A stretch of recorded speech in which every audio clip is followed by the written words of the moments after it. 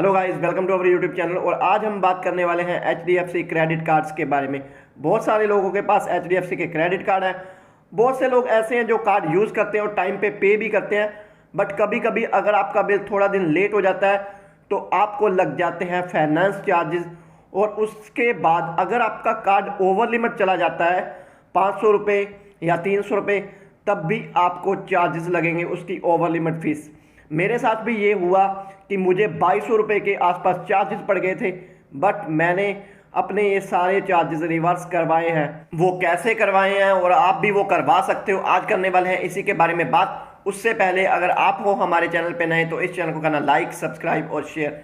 जैसे आप सबको मैंने बोला ही है कि आप ऑटो पे अपने कार्ड्स पे मत लगवाओ, बिकॉज अगर 1 रुपया भी आपका माइनस में होता है या 1 रुपया भी कम होता है तो आपका ऑटो पे रिटर्न हो जाता है। तो मैं भी अपने बिल जो पे करता हूँ वो विदाउट ऑटो पे करता हूँ। इसका सबसे बड़ा बेनिफिट जो मुझे होता है कि मुझे अगर मैं मिनिमम ड्यू पे कर दूँ उसके बाद 3 या 4 दिन और मिल जाते हैं और मैं अपनी बिलिंग डेट के बाद भी ये बिल पे कर सकता हूँ।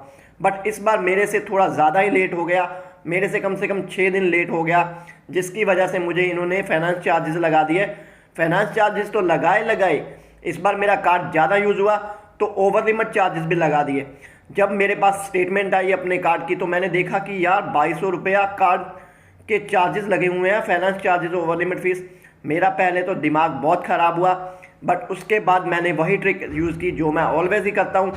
मैंने सिंपली HDFC कस्टमर केयर की मेल ID निकाली और वहाँ पे मेल में मेंशन किया कि मैंने अपना सारा बिल टाइम पे किया है, तो आपने किस बात के चार्जेस लगाए।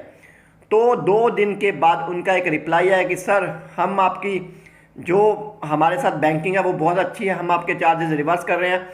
बट मैं हैरान तब रह गया कि वो अगर रिवर्स भी कर रहे थे तो सिर्फ मेरा 1200 रुपीज़ रिवर्स आया था, बट मेरे अकाउंट से जो कट हुए थे वो हुए थे 2000 प्लस GST 2200 रुपया। तो उसके बाद जब मैंने देखा कि 2 दिन के बाद ये पेमेंट क्रेडिट हो गई है, तो उसके बाद मैंने अपने फिर मेल ID से एक मेल डाला कि सर, ओवर लिमिट मेरा कार्ड गया है आप लोगों की वजह से, ना कि मेरी वजह से। तो जब मैंने ये मेल दोबारा कस्टमर केयर क्रेडिट कार्ड को किया तब उनका 2 दिन के बाद फिर मेल आया कि आपका जो 500 रुपीज़ प्लस GST है ओवर लिमिट का, उसमें से हम सिर्फ 500 रुपीज़ आपको रिटर्न कर सकते हैं क्योंकि हम GST रिटर्न नहीं कर सकते। चलिए, अब तो हो गई ये बात, मेरी सारी पेमेंट मेरे पास रिटर्न आ गई है, बट अभी एक रिटर्न और आना बाकी है जो इन्होंने मुझे प्रोसेसिंग फ़ीस लगाई है EMIs की, क्योंकि अभी जो बैंक ने ऑफर दिया था उसमें 0 प्रोसेसिंग फ़ीस थी। तो उसके लिए भी मैंने मेल डाला हुआ है, वो भी जल्दी आ जाएगी। अब बात करते हैं कि अगर आपको कभी भी फाइनेंस चार्जेस लगते हैं तो आपने कुछ नहीं करना, आपने सिर्फ HDFC कस्टमर केयर जो क्रेडिट कार्ड सर्विस है उस पर मेल करनी है। मेल करने के 24 घंटे के बाद आपको एक रिप्लाई मेल आएगा जो ऑटो जनरेटेड है, और उसके बाद आपको जो मेल आएगा उसमें आपको बता दिया जाएगा कि आपके चार्जेस रिवर्स कर दिए हैं हमने। आप इन चार्जेस को 2-3 महीने अगर लगातार भी रिवर्स करवाओगे तब भी ये हो जाएंगे, बट अगर आप बार बार सेम 6 महीने या 5 महीने ये करोगे तब उसके बाद ये चार्जेस रिवर्स नहीं होते।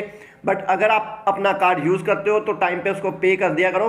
कभी कभी हो जाता है यार, हर बंदे से हो जाता है, सब कुछ याद नहीं रहता, तो इस वजह से लेट हो जाता है। तो अगर आपको भी फाइनेंस चार्जेस पड़े हैं पिछले 3 महीने में या पिछले 2 महीने में, तो आप ये मेल ट्राई करके देखो, आपके भी जो फाइनेंस चार्जेस हैं वो रिवर्स होंगे ही होंगे।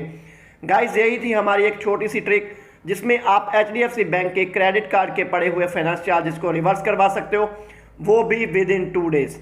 आई होप कि आपको ये वीडियो अच्छा लगा होगा। अगर वीडियो अच्छा लगा तो इस वीडियो को एक लाइक ज़रूर करना, चैनल पे पहली बार आए तो चैनल को सब्सक्राइब ज़रूर करना, और अगर आपको हमसे किसी भी तरह की हेल्प की ज़रूरत है तो आप हमें हमारे टेलीग्राम, इंस्टाग्राम और फेसबुक पे मैसेज कर सकते हो। हम आपकी हर एक प्रॉब्लम का सलूशन करने का ट्राई करेंगे। चलिए, चलते हैं और मिलते हैं हमारी किसी नेक्स्ट वीडियो में। तब तक के लिए ओके, बाय।